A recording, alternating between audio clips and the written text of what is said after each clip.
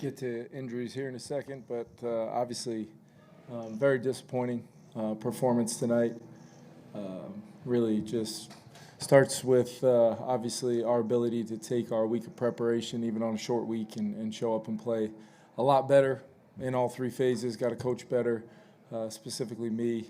Our team will handle the adversity that is now right at our feet, and we've got to go back to work and improve immediately.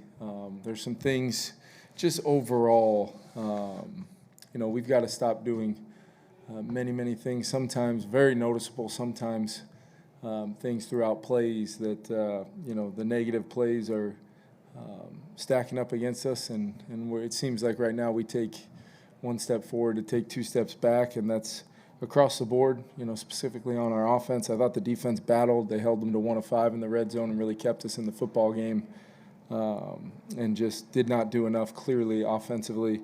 And anytime you lose the turnover battle, have more penalties, you're going to have a hard time winning a football game, no matter what you try to do. And I thought our guys stuck with it, hung together, showed the type of team togetherness they have. But in the end, we've got to start executing at a little higher level, and that's as an entire group, and that's me included. So we will go back to work and attempt to have a really good post-game tomorrow, where we all look inward first and try to improve, find the little things here and there throughout the game, even if somebody played fantastic, and I'm sure there's going to be some performances where guys did play well.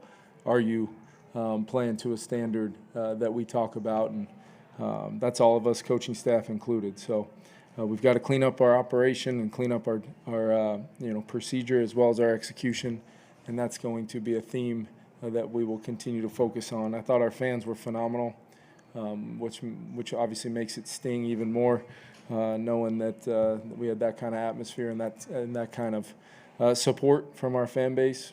And obviously there were some injuries. That is never going to be an excuse. We put together a roster we feel confident in, guys stepping in across the board and performing. So want to update you guys on the injuries before I take questions. Ryan Kelly did have a concussion. He was ruled out.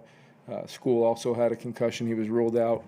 Grenard did have the oblique, but returned and battled and played his heart out, fighting through that. Aaron Jones will be evaluated for a hamstring. Don't know what that looks like as of right now, but we'll keep you guys updated. And then Gabe Murphy had his left knee MCL will be evaluated. So came in a little banged up and added a few names, but takes our entire football team needs to be ready to go, top to bottom. Guys that get elevated, all those things. That's such is life in the NFL. Back to work we go. You can't be a 1-0 team if you're going to allow an 0-1 to change anything about your mindset towards your individual or collective group effort of trying to strive to become the best football team we can this year. Long journey ahead. Kevin, what was your message after the game to JJ? Yeah, it was one of those games where, once again, only 46 plays. We just, we've got to find a way as a group. It's going to be easy to try to put the microscope on JJ, and there's certainly some plays, some throws, some things that I'm sure he would love to, get another op at. But I thought he also, when we did move it, I thought he made some throws, and I thought he showed his athleticism, and just as a group, we did not execute to our standard, and it kind of moved from guy to guy at times, and either a mental lapse or physical lapse. But either way, the negatives start to mount, and you're just not doing enough to give yourself a chance to actually win the football game. Kevin, first and goal at the 2, the delay of game. Yeah, we changed personnels. They told me they saw somebody step off our sideline from very much further back and once we had made our substitution, that's why they held it.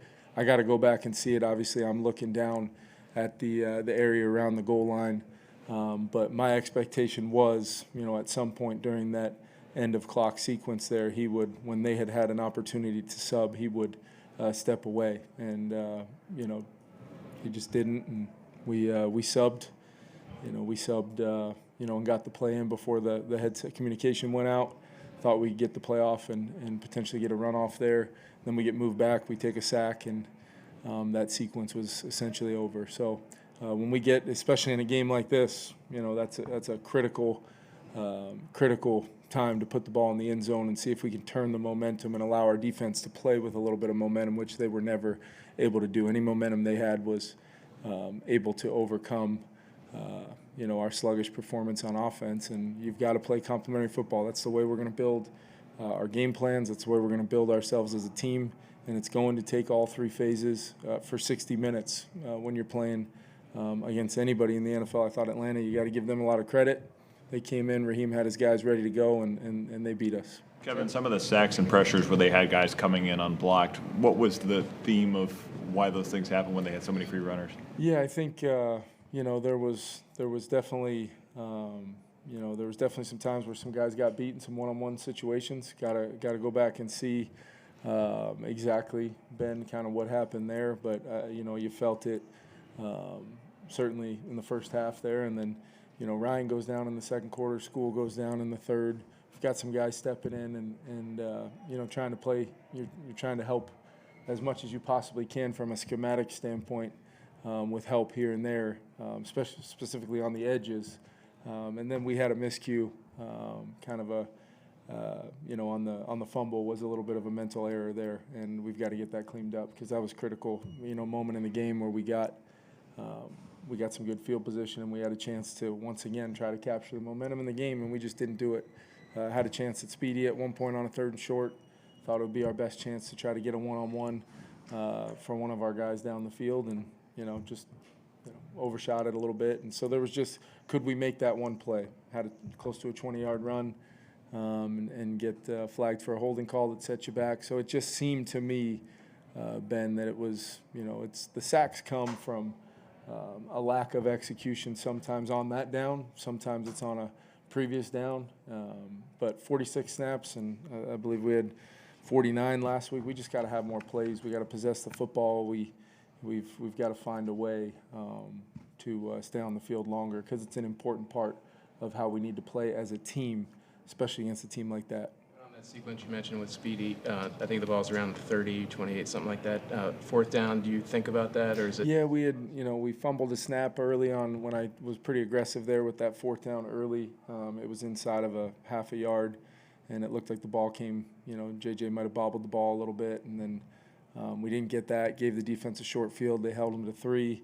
So definitely thought about it, but, was hoping to get that one more timely stop to try to have, anywhere from 6, 7 minutes left to try to then, activate the ability to go try to, at least put the ball in the end zone and then see what happens there, whether you're in a sequence, kind of like our opponent last week, where maybe it's the onside, maybe there's enough time, depending on how much timeouts we have left, to ultimately try to see if we can get back in the football game. And then at the end, obviously, I made the decision, we were kind of in a freeway situation, let them score, and knew it was going to take 2 scores and 2 two-point conversions, but at least we would have the ball with some time, and unfortunately just didn't do anything with it. Kevin, how much of the lack of rhythm offensively is in some way to be expected with a quarterback in his first 2 games versus how much do you feel as if it's just been more lack of execution maybe? Yeah, I think, that's one of the things that, we are definitely going to talk about,